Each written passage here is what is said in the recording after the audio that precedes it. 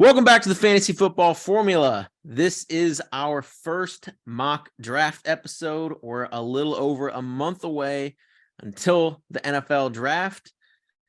As you can see, we've brought on a guest.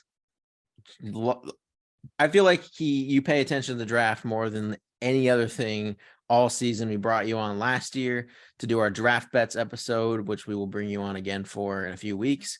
But here we are. You just got off your shift at McDonald's, stole the headset, and well, give them a proper introduction so our audience knows who we're dealing with here. We got Jeff Bezos's personal analyst as he was bidding for the Washington Commanders franchise. Frankie was an integral part of that process to be in the front office. So we're excited to have him as part of the team here today. Yeah, it's good to get myself well-liked before we start. Yeah, I'm just happy I've remained employed throughout the draft process because I've listened to a lot of podcasts and I'm ready to share that wisdom. Ready to go. So you got the Mike McDaniel glasses, so I think you're ready. I got to be able to see through PB's nonsense. So send me a pair of those. What we're gonna do is we have Nick start us off with pick 1. I have pick 2.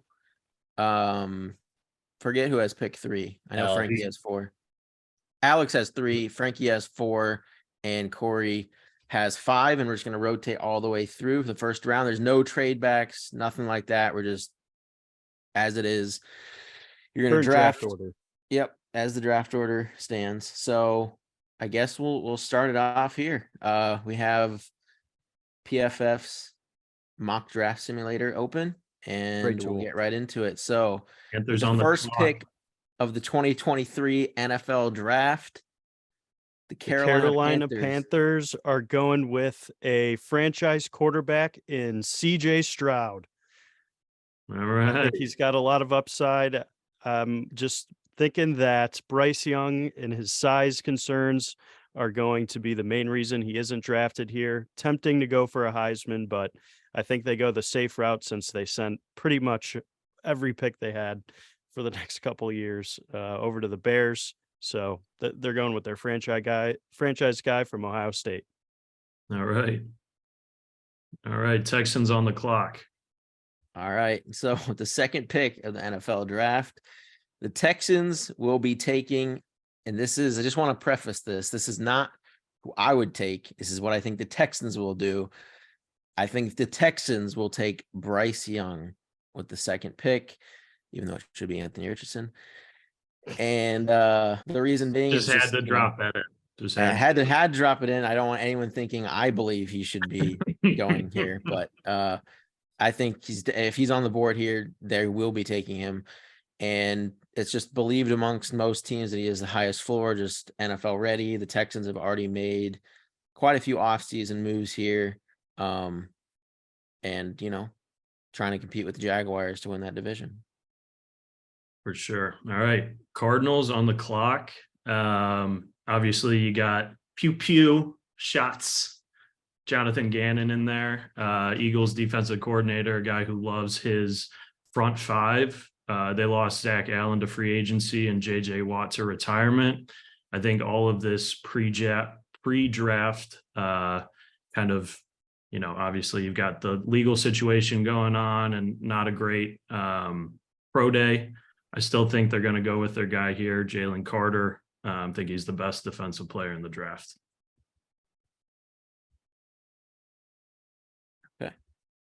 Right, Corey's very ready for this pick. It's Anthony Corey, Richardson. sit down. Sit your ass down now. No, I think this is Corey. No. Corey needs to be present when you say this pick. I don't know why he thinks this is like this is the betting odd favorite for the team to grab this guy. Corey, sit down. He's gone. I would preface this with I'm not a huge Anthony Richardson fan, but this is the one spot that I really like him. If you're going to take someone that's going to need a lot of time to develop, you're in the AFC, the Colts are not going to be relevant next year. You can Horse easily shit. you can redshirt him for a year, have work on the throwing mechanics. I mean, he really hasn't been very run happy. He's improved his passing grade each year. I look at it as the Colts are going to have a very high pick next year. And if you can work on his throwing mechanics, you have Michael Pittman as your wide receiver 2, and you can look at targeting Marvin Harrison Jr. as your wide receiver 1 with a revamped Anthony Richardson at the helm. And then you have a chance to compete in the AFC if it pans out. If it doesn't, you have a high pick next year, and you have several high-profile QBs. So I think it makes a ton of sense for them to take the risk. I think if you're trading up, Anthony Richardson is a very bad bet because you have to redshirt him for a year, so you're going to be bad. So the trade value you're giving away also increases, so that you're increasing the risk.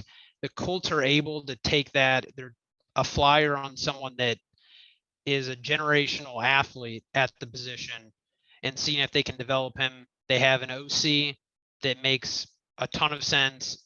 His play calling with Jalen Hurts was phenomenal, and they strategically used his running ability where I think they didn't really increase his risk of getting injured, but they could ramp it up when they needed to.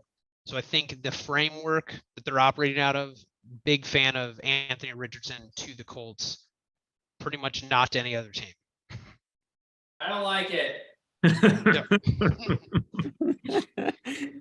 Oh, Corey, there we go. There he is. And he's back. I didn't hear anything. So Oh, like you can see it on the screen though. no, it's okay. I mean, I'm not looking. I hope we play him, and I hope he sucks, and I hope we trade him. I don't care if we can get a 5th. Yeah, that's next a real year. good plan. Just don't have him care. suck so no one Don't wants him. care. Don't care. I hope he sucks. We finish with 1 win, and we get rid of him, and we get another quarterback next year. Don't care. As long as we don't trade up to 3, that's fine. Take him. Whatever. Right. All right. Yeah, so I'm gonna be selecting here for the Seattle Seahawks. We are on the clock here. I think this is kind of a no-brainer. They will be taking Mr. Anderson from the Alabama Fighting Crimson Tide. I think it makes most sense. Seattle's defense was okay last year. Definitely got a little bit better throughout the end of the season, but again, you're going to take what you can at this spot. If they don't take a quarterback here, which a lot of people maybe thought Will Levis would be a position they take, I think they could either trade out of this position and maybe get Will Levis, but they stay here. I think it's an easy decision to take one of the best, edge rushers in the draft here and taking Anderson. Yeah, love that pick for you, Corey. I think they got a lot of playmakers in the secondary already. Last year, Tariq Woolen was a breakout player with Jamal Adams. That's a good duo. So now they get a nice edge rusher to add to that defense. So I guess talking about the secondary, we turn over to the Lions here with the 6th pick, and Devin Witherspoon sitting there as the top cornerback. He was kind of a name that was definitely a first-round lock, and then the combine came around, and he started to get a lot of good looks his way. So he moved up past Christian Gonzalez, who had kind of been the unanimous number 1 cornerback here for almost all the playing season. But I think, the most staggering stat I saw against for Devin Witherspoon, his QBR against him was a 25. And that's pretty great. And even against Ohio State, so Stroud and that offense, he only let up a 56 passer rating for Stroud. So he's definitely a lockdown guy on a smaller team here. So I think they go solidify that secondary. Jeff Okudah hasn't really panned out like everyone had hoped. So they go and get their star cornerback here. All right. Well, at 7, the Raiders are on the clock. And I think right here, with Witherspoon taken, I think they go with the next best corner in Christian Gonzalez here. It's actually, I think Christian Gonzalez is the favorite to be the first corner taken at this point in draft season. So I think if Witherspoon goes, this is a need that, like, the Raiders don't have any, great corners by any means. The other pick I was thinking of Will Levis, but I just think with getting Jimmy G, they're going to be happy with him for a little while, but at least see what they have and try to build up that team a little bit more before they go back to the drawing board at quarterback. So I think right here they're going to go Christian Gonzalez. All right. The ATL Falcons on the clock. Obviously got a lot of needs, have made a decent amount of signings, probably the most free agent signings this offseason. Got Jesse Bates, Onyemata. They re-signed a couple of their O linemen.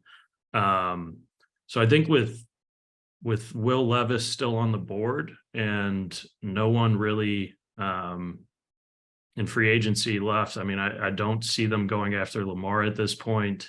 I think Atlanta takes a shot here on the big boy out of Kentucky. Okay.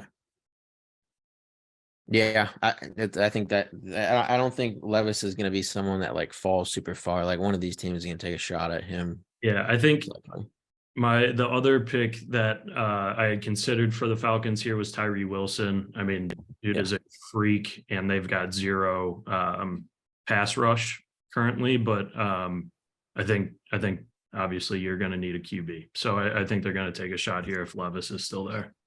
Yep. All right, for the Bears. So my top option I'm considering is Quentin Johnston. Then I remembered the Bears probably will want some good players, so I removed him from the board.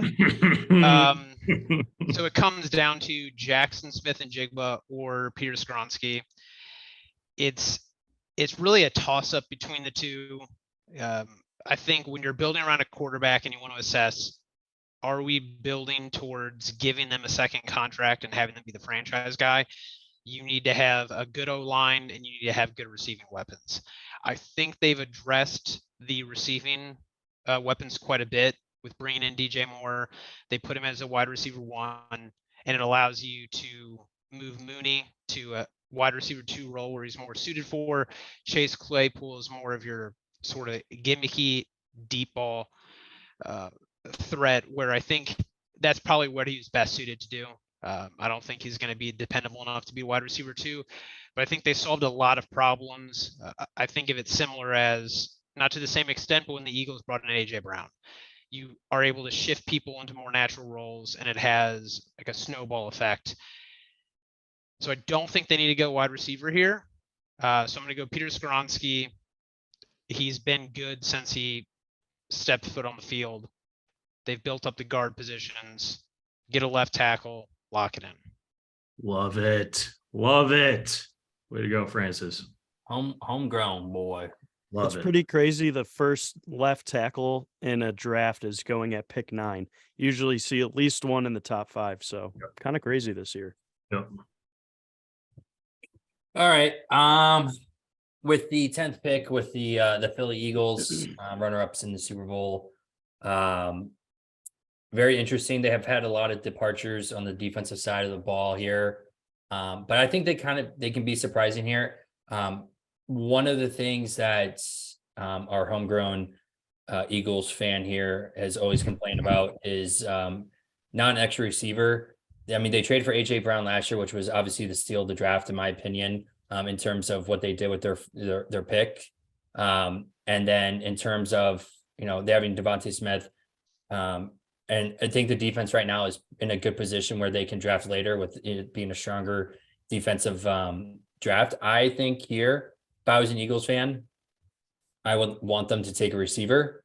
And with that being said, I know Frankie doesn't like him, but I think Quentin Johnston right here is a good pick. There's no way. to pair up on the outside here with AJ Brown, put up another big body. That offense then turns into the basically a 4-headed monster with the people on the outside that they can throw to. I mean, your other receivers right now are Zach Pascal and Zach Pascal just signed with the Cardinals. Oh, okay. Well, good for you. So you got rid of him, but Quez Watkins just wasn't there. He's just a person on the field. So I think getting another big body receiver like a Quentin Johnston right here who has pro comps to DeAndre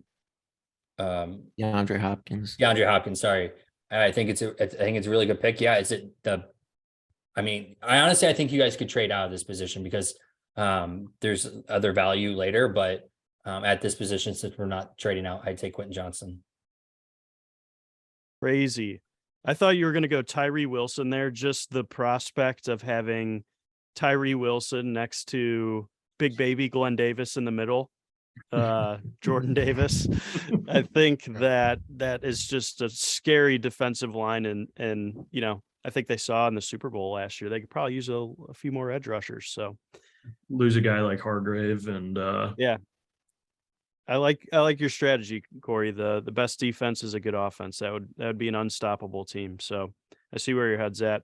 For the Titans, you know, I was kind of targeting a left tackle here, but they signed Andre Dillard in free agency. So I think they're going to look to bolster that receiving core with their terrible QB, who's not going to be able to throw him the ball. But I think they go to wide receiver U here in this case and go get JSN. And get another playmaker to that offense. They got a lot of young talents on defense, so I don't think they're going there this high. So we'll see if Treylon Burks and Jackson Smith-Njigba pan out over the next decade. Okay. Possibly Lamar Jackson. That'd be good. But all right, we're at 12. The Texans are going crazy with this player fallen to them, and that's Tyree Wilson. I mean, they got their quarterback at 2, and now they're able to get one of the best edges in the class. And you know, this guy's a freak, and I just think this is a pretty obvious pick with the Texans' needs as well. Like they're terrible on defense. for sure. Jets on the clock. I am just going to assume by the draft that the Aaron Rodgers trade has gone through. Obviously got a ton of studs on defense, ton of young guys, ton of young weapons on offense. I think they go and they shore up that O-line for Rodgers. With Skoronski gone already, next best option in the draft is Paris Johnson Jr. Since 2000, 19 tackles have measured at 36 plus arm reach, not wingspan, but like arm reach. And Paris Johnson is one of those guys, just an absolute monster. And a guy that's, you're protecting your number one asset in Rodgers with. Like it. Who's up next? All right, that's me. I think the Patriots are running in the card right now, and it's going to be Joey Porter Jr. I think they want to get back to their defensive roots, and you have a long physical corner that plays with a lot of aggression. I think that helps the Patriots get back to their roots of being a defensive first team that puts their offense in favorable positions. I don't think they're lying to themselves about what Mac Jones is or what they have on the offensive side of the ball. I think they want to try to be tactical on offense and then just have the defense enforce and put them in favorable field positions. Good way to do that is start to get that secondary locked in. I think Joey Porter Jr., if it wasn't for such a deep corner class, he would be going higher. Put on a lot of good tape at Penn State. And I think he's a solid pick here at 14. Okay. That seems really good. seems the Patriot way. Yeah, it does. All right. Hackers on the clock. What do we got, Corey? Packers on the clock. I mean, based on everything that they need, and I think they need to help out Jordan Love, which is crazy that they're going to do this the first time and not have done it with Aaron Rodgers. I honestly think that they end up taking one of these top tight ends. In my professional opinion, as a fantasy expert here, I think Michael Mayer is the best tight end in the draft. And I know that that'd be kind of a reach, but if you look at what Notre Dame tight ends have done in the NFL, I understand that's a stupid thing to say. But Notre Dame tight ends are like the second tight end you. And I think with the pro comp to Jason Witten and the way that he'd fit in, I think he's a perfect fit there. He can block. And the kid from Oregon State, Dalton Kincaid, or what's his not Oregon State, Utah, sorry, Dalton Kincaid. He's not a good blocker. And I think this ensures up, definitely the presence of, having a reliable tight end, and then also having someone that can help you in the run game with Aaron Jones. So I like Michael Mayer here. But that's what I'm going to go with. They also lose Big Bob Tonyan to the Bears in free agency. So what? Okay, before so the weapon that they're giving Love is Mayer. See, this is what I'm talking about. This is why we can't have fun things and talk about fun things, because PB's in here and Corey, he's ruined everything. This is we have not talked about, and even Frankie didn't even come at me with the Quentin Johnson thing. So yeah, I mean, he kind of did Shut with up. his he did it with his expression. I don't care. I don't want to hear from you. You weren't even here for the Colts pick because you couldn't even handle the truth. But anyway, I get the idea about a weapon, but it's interesting you'd pick Mayer as a weapon. Yeah, he is a weapon. Okay, and as tight ends in their rookie year, I don't know about that, but I mean, he's gonna be 10 times better than Kyle Pitts. Move on. Ooh, Nick, whatever you do, somehow rewind this, clip that little segment. We will be showing this on future episodes. Every time down the road. Kyle Clip Pitts it. catches like a 60-yard Hey, touchdown. Chad, clip that for me. Yeah, Chad.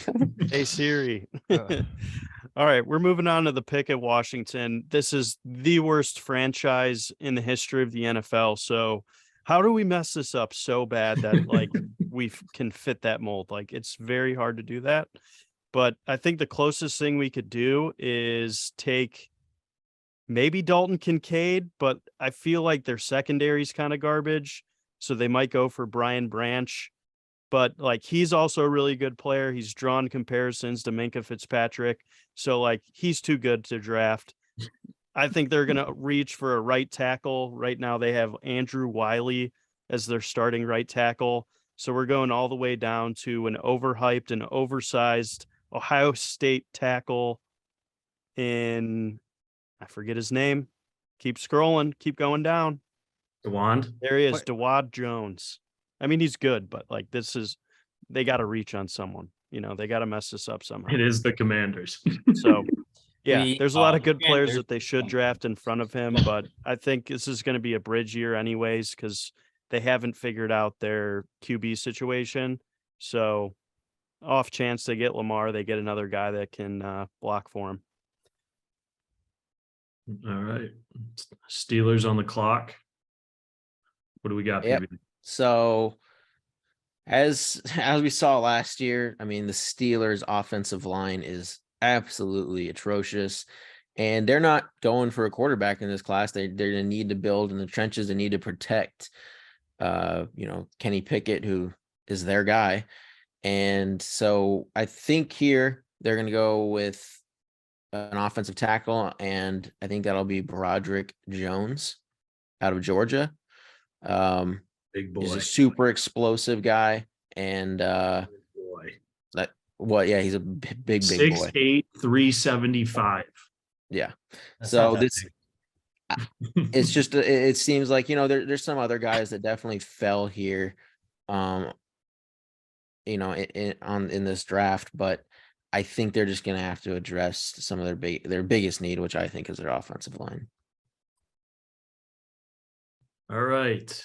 The Detroit Lions with their second pick in the first round. So addressing some of the concerns that the Lions have, obviously earlier in the draft, we've got Nick taking Devin Witherspoon. Love how that shores up the cornerback side of things. They also signed Emmanuel Mosley and Cam Sutton in free agency. So I don't think they're going to be looking secondary anymore. A guy I was looking at as well for that is Brian Branch, big hitter out of Bama.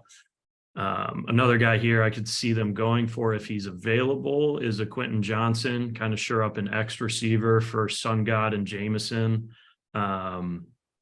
But with Kalijah Cansey doing what he did at the combine, I mean, who doesn't want an Aaron Donald clone? MCDC, big defensive guy, loves his dogs. I think they go Kalijah here. Yeah, he was one of the guys that I was saying that kind of fell, but Yeah. I just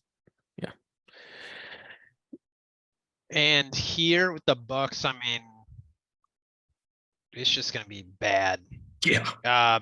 There's not a lot of positives that are gonna be going on with the Bucks next year. Got a hard reset. I think you just gotta take someone that you think is gonna have some really high upside and is gonna bring the character element to help stabilize the locker room through what is going to be a rebuild. Is when you have what is it, Kyle Trask and Baker Mayfield competing at quarterback, it's a hard pass. So you're going to need someone that's going to help with that.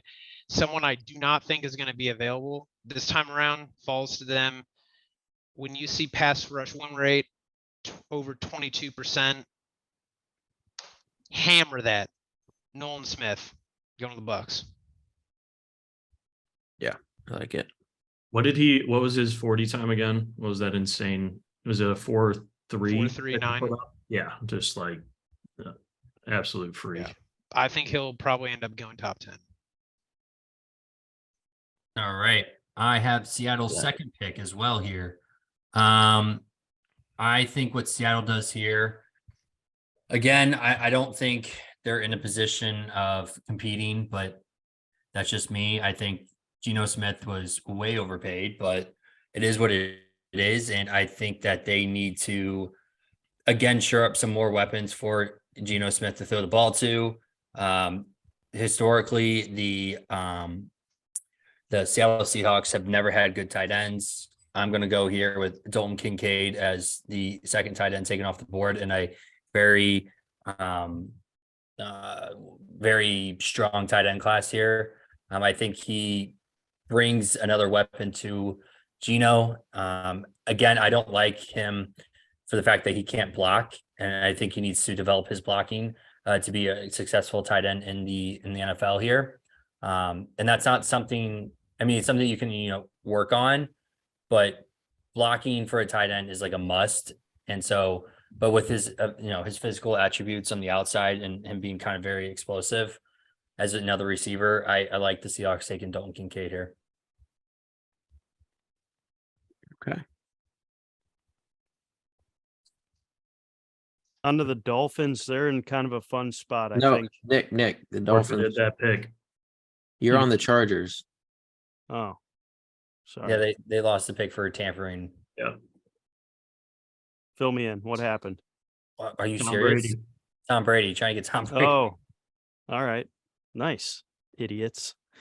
All right, on to the Chargers. Right. I think they definitely need some help in the secondary. It was kind of bad last year, but they have Derwin James at safety. Like Brian Branch is pretty awesome. I don't know if they go that great of safety work. So they're probably going to go down to Deontay Banks or potentially Murphy. Maybe Lucas Van Ness. Let's go with Lucas Van Ness. He's kind of a big body. They have some older edge rushers and Khalil Mack that I think that they would benefit from having some more firepower. We saw a lot of injuries on that defense last year, so I think they're going for depth here. Van Ness. Yep. It's a good pick. All right. So the Ravens are on the clock. For the Ravens, they're kind of upset that JSN and Quentin Johnson are gone at this point because I do think if they were still on the board, they would go wide receiver. But they might feel it's just they lost Marquise Brown. They have Bateman. It's weird with the Lamar situation, so I don't know like who's gonna end up even being the quarterback for the Ravens. Man, this is a tough pick, but I think I'm gonna go. I do need weapons. They have Andrews. Yeah, okay. I think they'll go Deontay Banks. The Ravens always build around their defense, and especially in their secondary. I just think he's fallen a little too far now. I mean, this guy, there's a bunch, like we've talked about, this corner class is so deep, and there's some absolute freaks. Gonzalez and Witherspoon are gone, but I mean, at the combine, Banks might have been the most impressive of all of them. 4.35 40, 42-inch vertical, 11.4 broad jump. I mean, this guy is a first rounder guaranteed. It's just how high does he go? I think he goes to the Ravens. Yeah. All right. Well, with the way the draft has fallen with Minnesota on the clock, obviously they lose Adam Thielen. So you're looking for kind of a, red zone target, kind of bigger guy. So I don't think they go the Zay Flowers, Jordan Anderson route. Also think they need some help at corner. Obviously, Patrick Peterson did what he did there. We can debate whether that was good or not later, but I think the top 4 corners are off the board here. I think they go and get someone to shore up the middle a little bit. I think they go with a big body here, Michigan boy Mozzie Smith, to bolster that defense and that front a little bit. Yeah, they lost Dalvin Tomlinson to the Browns, so they're going to need someone to fill that gap. Yep. All right. I think Mozzie Smith, once the betting odds come out, I would hammer the under on whatever Mozzie Smith's line is, because I think he will go in the first, and I think that's probably right around where he'll be taken. The Jags, they're in an interesting spot. I mean, they just lost their tackle that was a solid pass protector, weak in run protection. I don't believe they signed anyone to play that tackle. Nope. So if you're thinking, okay, they gotta shore up that offense, you're gonna go pass heavy because you now have the gambling man coming in to help with Christian Kirk. I think this team makes a lot of sense for Anton Harrison. You're going to have him hit the weight room and kind of get that strength up. He's improved year in and year out with that strength element, but he's a pure pass pro right now, and I think that works well for that offense. All right. All righty. I have the G-Men on the clock here at pick 25.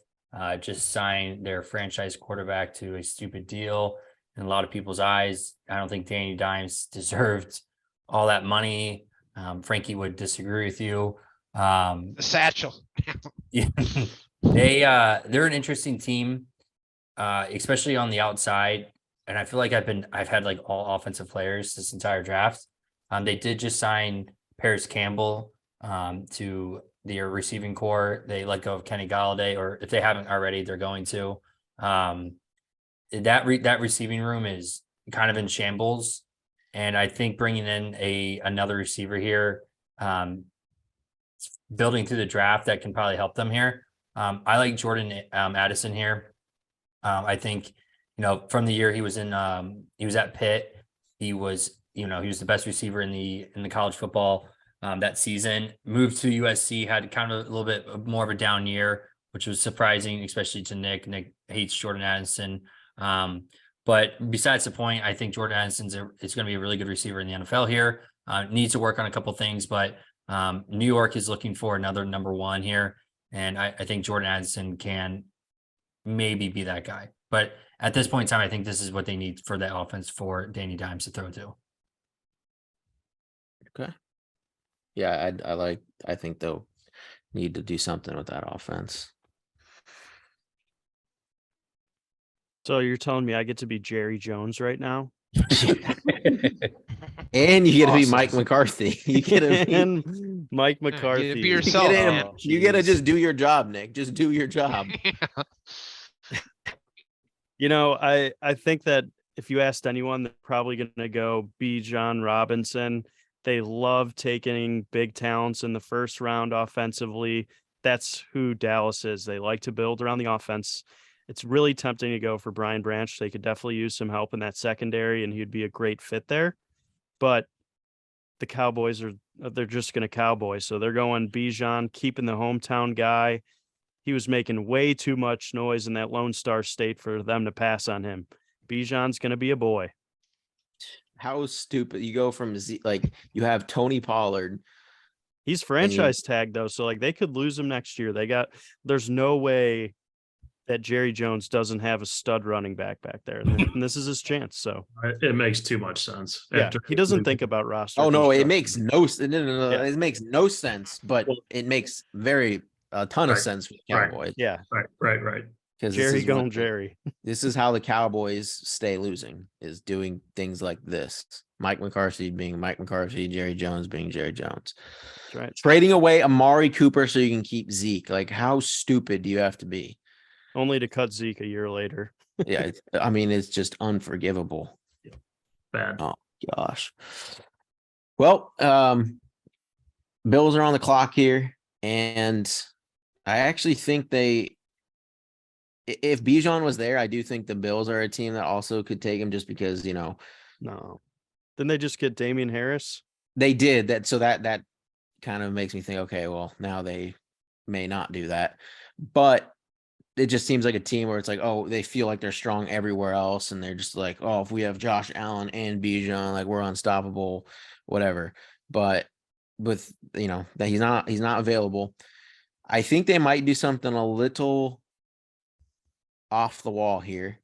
And I think tight end is a very premium position in the NFL, and this is a guy, because they're a team that could use some help on the offensive line, especially when you have Josh Allen back there and you're passing so frequently. But the good thing about this guy in Darnell Washington is he's basically like a sixth offensive lineman. So you could use him as much as you need blocking, but then he can also just be this absolute freak of an athlete when you need him to be. And, the Bills are someone that I was thinking of going receiver here, with Zay Flowers, but I think Darnell Washington just can give you a little more versatility, and meet another need on the offensive line. So I think they could surprise some people and go Darnell here.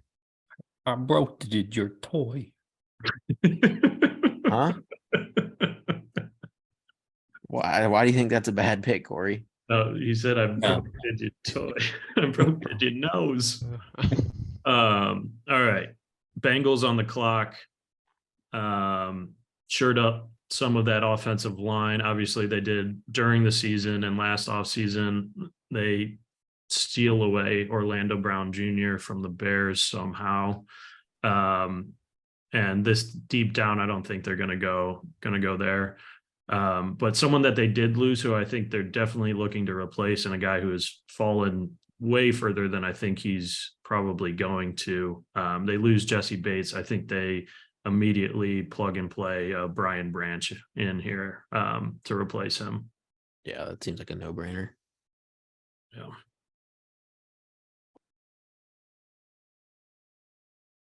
All right, on to the Saints. Kicker. Yeah. I need to see some of the specialists, the ranking. Oh, they don't have them. Ooh, Oh no, here well, we go. all right. Jake Moody. Money Moody's there. I would not wish that upon him. Wingate, there's just something about Wingate. that He wouldn't says- wish that upon Moody. He would not wish that upon the Saints. Just pick your damn. Yeah. Listen, PB, I'm working through my process. Actually, this would be a very quick. I think they would run in the card if the board fell this way. Yes, Miles Murphy is a absolutely. very obvious pick.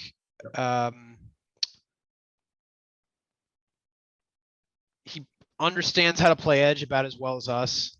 But he's got traits out the wazoo, and if you can develop that, he can be like sky's the limit. He is probably gonna Walker, and I think he didn't want to test because it was only going to lose him money because of how hyped he was. He only really wins in one way off of the edge. So he has a lot of work, but you hope that you can coach him up and kind of get him to where he was going to be kind of projected to be. He was slated as a top 5 pick before this year started. And yeah, I think he makes a ton of sense. The Saints would probably be celebrating if I would be he actually fell going. to them. I would be going absolutely nuts if we get Miles Murphy at 29. I think he's an actual option for the Eagles at 10. So yeah. Oh I yeah, don't- no, he's yeah. like he's. I've been seeing so many things where, and I almost picked Miles Murphy multiple times with some of my other picks, but yeah, I mean we're going crazy if he falls. Yeah, I was thinking about taking him at 10 for the Eagles, but You took thought a we- I terrible thought- wide receiver. I thought, Frankie, I thought we could get a steal at the end of the draft, and you stole him from the Eagles. So now I have to go with the other Clemson boy, Brian Brees here, defensive line, shore up your defensive. Obviously Hargrave's gone now. A good spot to pick up another defensive lineman here. Clemson boys going back to back. I think it's a good spot to pick up in. If you flip it and you take defensive first, then here for the Eagles, obviously I think I would take a receiver, but I like, or a corner. I like corner at 10 for you as well, but if they don't fall there, then I mean, I like anyone except Quentin Johnson. So well, I'm telling you, I'd rather Picked his least favorite take pick. Bijan Robinson at 10 than Quentin Johnson. okay, that's crazy, but No, we're it's taking not Brian Brees crazy. at 30. I mean that's crazy, but okay. What is he All gonna right. be? Our wide receiver 3? Yeah, I mean Quentin Johnson as a wide receiver 3. That's Insane pretty to think about that. crazy. Yeah, Devonta Smith can show him how to actually pay wide And I actually receiver. think he'd be a your wide receiver too, but He wouldn't. anyway, Chiefs are on the clock. All right, Nick, bring us home. All right. Well, we saw Juju walk, and I think their wide receiver one right now is maybe Sky Moore if Kadarius Toney can't stay healthy. So I think they get a pretty good value at a Zay Flowers pick right here. Big playmaker, not big, but a playmaker and someone who kind of fits that speedster role. And don't hate that at 31. There's probably not a better landing spot. Well, probably Yeah. for most receivers still be on the Chiefs, Yeah. but I mean, especially for Zay with his like skill set, like Yep. perfect fit. What's our grade? They don't grade when you do multiple teams. Damn it. Really. Are we gonna do favorite and least favorite? Yeah. Yeah, we can do that. All right, so starting with Nick, since you went first, what's your favorite pick, maybe value, and what's your least favorite? I think best value, probably honestly the Texans with Tyree Wilson. I think he's kind of a top 10 talent that falls even to 12. He's Interesting. just kind of a I big think edge there- rusher. I feel like we should have like a unanimous favorite value, but Yeah. I guess you're not in agreement, Nick. But what's your least favorite? I mean, I wasn't a big fan of Quentin Johnson, so we'll stay there around the 10th pick to Okay, the Eagles. That doesn't make any sense. They need help on the edge. They could go for a cornerback, and James Bradbury, Slay, they're pretty old. I don't even think Slay's going to come back.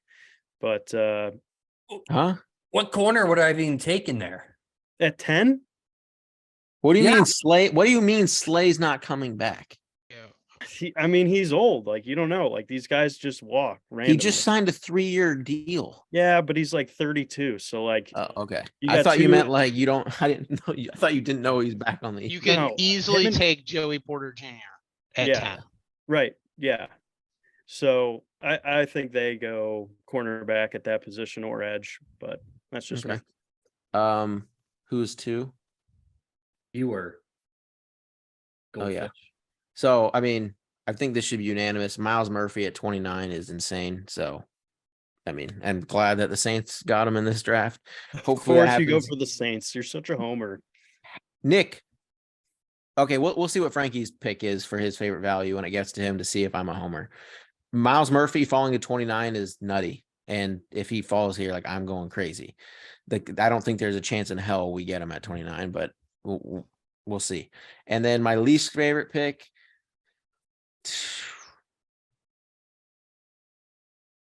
Man, there's a few here.